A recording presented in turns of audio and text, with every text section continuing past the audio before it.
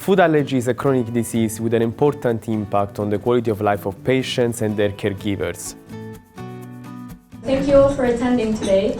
We would like to present our new report on quality of life of patients with food allergies.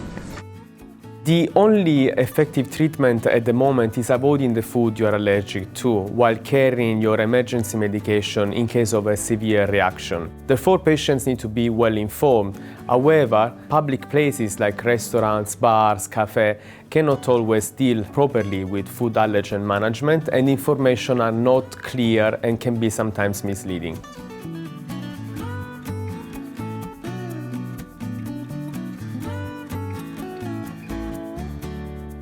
As a consequence, patients face difficulties in managing their life outside home, and this increases the level of stress, of anxiety.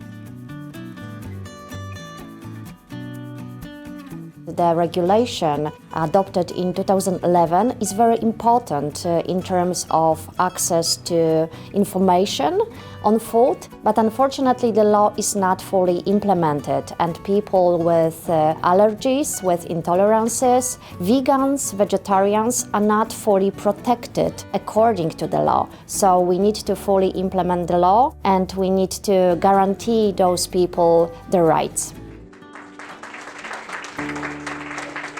Due to the gaps between needs and the current EU FIC regulation, patients feel limited in their food options, obliged to adapt their behavior and forced to adopt preventative and safety strategies which strongly impact the quality of life.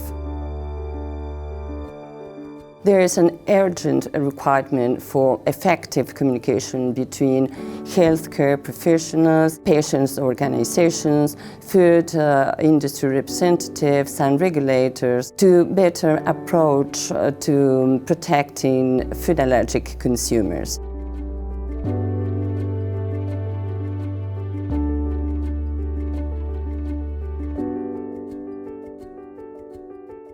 The main issues that I see are issues of uncertainty. Patients, before they've come to see us, are uncertain about their diagnosis, and this makes them very anxious about, for example, precautionary allergy labelling on food, because they don't know if they're going to react every time they eat one of those foods.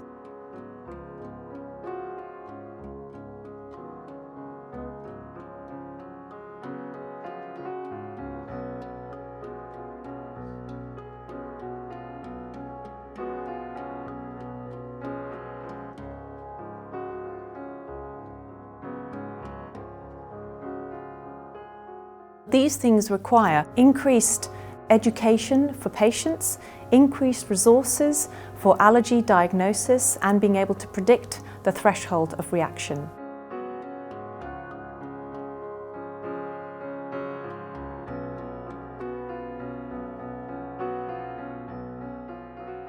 Something that's going to be very important is to actually identify doses that are safe.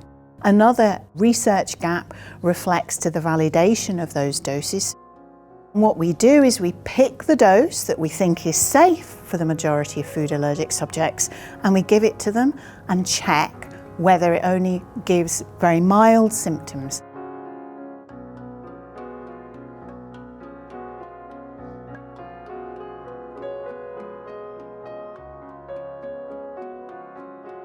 That's going to be a very important gap that needs to be filled to help us to have reference doses that actually make it very clear whether it's safe or not, and whether a precautionary allergen label needs to be applied or not.